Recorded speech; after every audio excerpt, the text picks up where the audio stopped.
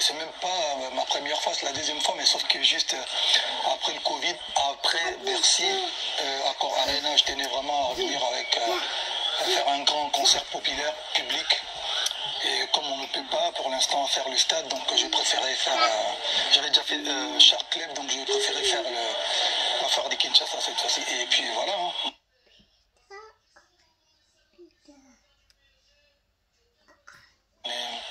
Quelque part, Fally Poupa, tu fais renaître un peu Fikine de ses cendres. Ouais. Lieu qui a marqué notre enfance, tu l'as chanté aussi. Pour un vrai Kino, en tout cas, c'est notre seule foire de Kinshasa. Donc nous qui avons encore des souvenirs à l'époque où on allait faire des Mwambé, tous ces trucs-là. Donc voilà.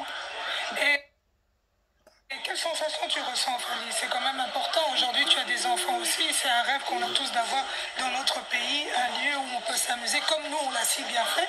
Et aujourd'hui, tu reviens, c'est comme un cadeau que tu offres à la communauté congolaise, à la population quinoise. Qu'est-ce que tu peux dire par rapport à cela? C'est bien, c'est bien. Vous savez, il y a beaucoup de gens qui connaissent la foire de Kinshasa juste par son nom, avec le... pas vraiment l'histoire comme nous on a vécu. On l'a vraiment bien utilisé, si je peux me permettre de le dire. On a passé des bons moments, surtout pendant les périodes des vacances. Et aujourd'hui, s'il faut, comme on ne peut pas relayer les images, il faut quand même essayer de ramener les gens, pour les gens qui n'ont jamais mis leurs pieds, qui n'ont jamais connu l'ancienne foire, oui. Voilà, de venir quand même regarder un concert des Fally, et puis après, s'il y aura des gens qui peuvent leur expliquer l'histoire, c'est toujours une bonne chose. À un moment donné, on a une certaine appréhension quand on se dit Fally Poupa est lié à cette image de la star internationale qui fait le tour du monde, et on se dit que les concerts que Fally livre sont plus des concerts VIP à une certaine classe sociale. Et aujourd'hui, tu reviens quand même, tu offres un concert à 5000 francs congolais qui ne vaut même pas 2 euros.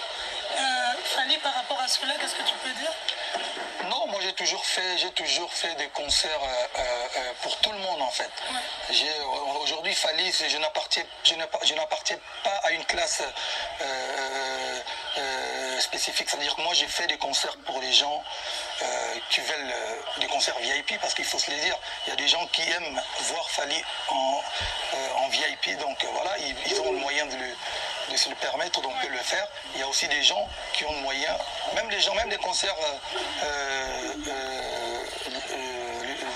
de la Fikine, avec 5000 francs, tout le monde ne sera pas en mesure de le payer. Donc voilà, j'en fais aussi quelquefois des concerts publics gratos. Donc voilà, c'est un peu ça. Et Kinshasa, Fally Poupa, est-ce que voilà, là on tend vers la fin de l'année, je crois que tu recommences ta grande tournée africaine. Ouais. Est-ce qu'après ça, tu offriras autre chose encore? Juste après Fikine, donc je ferai un concert, le dernier concert à Kinshasa de Fally Poupa 2021 sera au Rotana, c'est 2 octobre 2021. Juste après, nous on part en tournée, on a une grosse tournée qui commence, qui commence déjà le 9 et le 13 du côté de la Tanzanie, et ensuite on a Burkina Faso, on a Mali, on a Guinée-Conakry, on a Sénégal, Bénin, Togo, Côte d'Ivoire et Cameroun encore. Donc Cameroun, juste avant la CAN, on sera du côté de Cameroun, donc tenez-vous prêts, on arrive encore une fois Douala et Yaoundé, donc et après pour attaquer la tournée l'année prochaine, la tournée européenne, et puis à Amérique du Nord. Ok. Fally Poupa, ce côté-là où on a l'habitude de t'avoir, parce qu'il y a tous nos... Tout ça, si ce Covid nous laisse un peu tranquille, tu vois. Mais je crois que Covid... Je crois qu'il commence à comprendre. Non, il n'est pas si gentil que ça. Moi, j'avais plus de 60 dates cette année. On a voilà, qui ont été reportés, annulés, tout ça. Donc tout le monde est... C'est vrai que victime. Tout le monde ne le vit pas de la même manière, mais bon, on est victimes tous. Parce que dernièrement, tu viens d'annuler aussi un de tes shows en Angleterre. En Angleterre, ouais, c'était faute de... Il fallait que je sois arrivé genre 15 jours, et puis en quarantaine, tout ça. Non, je préfère... J'aime bien l'Angleterre, mais non, pas 15 jours, non, je préférais annuler. On reviendra l'année prochaine en Angleterre pour je ne me rappelle O2 Arena, quelque chose qu'on devait faire déjà l'année dernière, mais on a repoussé en 2022. Et voilà, Angleterre, we are coming next year. Ok. Fally Ipupa qui innove, qui n'arrête pas d'innover.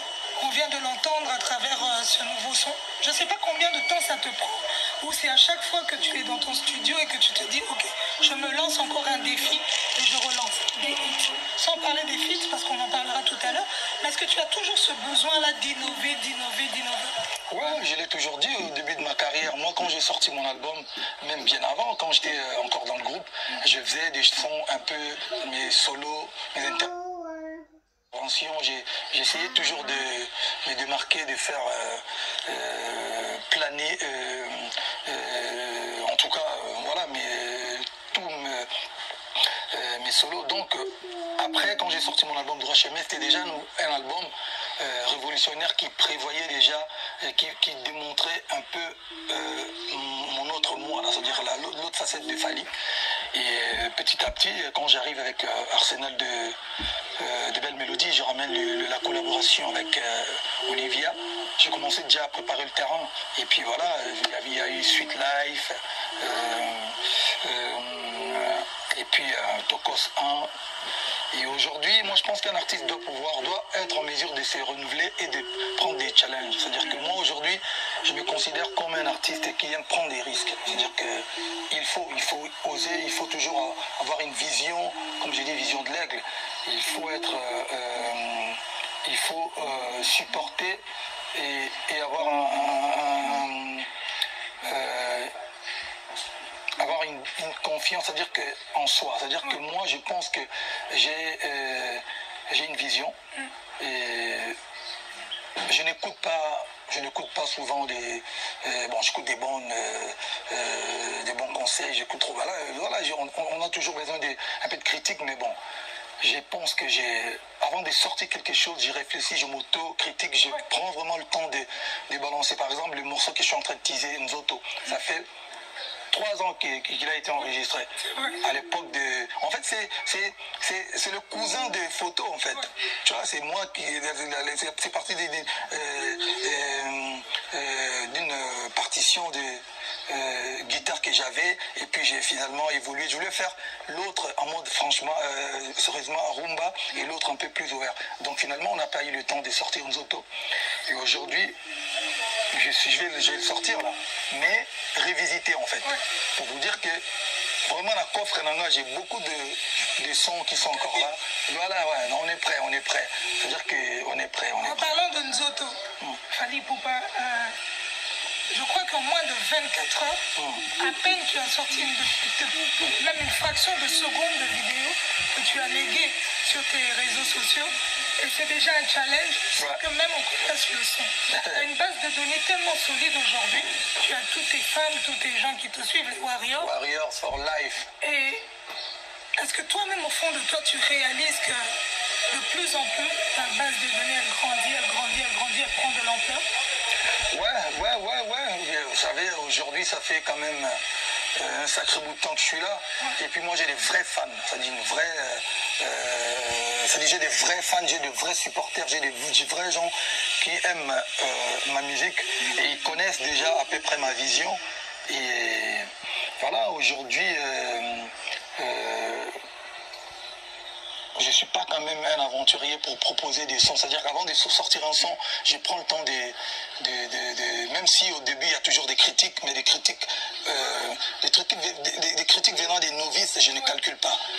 En fait, aujourd'hui, tout le monde veut se faire passer pour un donneur de leçons, pour un professeur. Même les gens qui n'ont jamais fait une bonne note vocale, mais ils critiquent des chansons. Même les gens qui n'ont jamais fait une belle photo, ils critiquent des clips. Même les gens qui n'ont jamais fait ils n'ont rien fait dans leur vie, ils critiquent quand même. Mais bon, écoute, il faut avoir des nerfs solides pour c'est dire, écoutez, moi je pense que là, c'est bon. Et puis tu imposes, et puis c'est bon.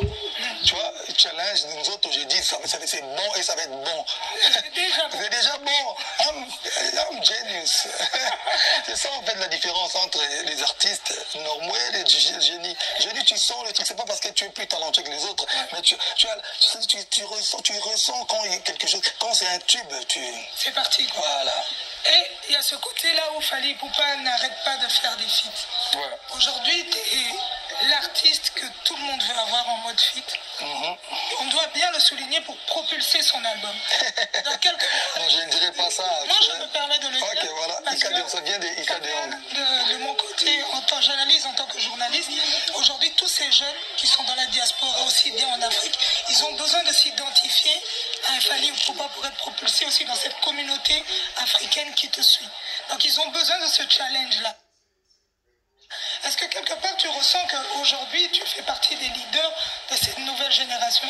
Leader, non. Il y a beaucoup de gens qui se battent pour être leader, tout ça, et qui se disent non, moi je suis le leader des temps, moi je suis le leader. Non, moi je suis juste un artiste et musicien. Et moi je suis un artiste et musicien et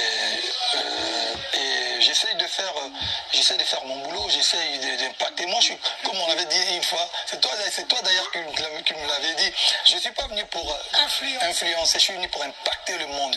C'est-à-dire que quand je ne serai plus là, les gens doivent se dire ah non, à une certaine époque, il y avait un artiste qui s'appelait Fally Ipupa, il a ramené ça, il a pris des risques, voilà, c'était un précurseur, voilà. Mais être leader d'une génération, non, parce que moi j'appartiens à beaucoup de générations. J'ai été invité par le grand Youssou N'Dour, par Alpha Blondy, par la Queen Oumou Sangaré, le son va sortir. J'ai été invité par j'ai oublié beaucoup de... Il y en a tellement. Voilà, j'ai suis invité, voilà, il y a des jeunes d'aujourd'hui qui m'invitent aussi. Donc je pense que je n'appartiens pas vraiment à une génération, mais je suis juste un artiste qui vient, qui fait bien son boulot et qui est crédible. La crédibilité, c'est vraiment, je pense que c'est quelque chose qu'on ne doit pas négliger. Moi je suis crédible, et je ne change pas mon discours. J'ai mes valeurs, j'ai ma vision, et je continue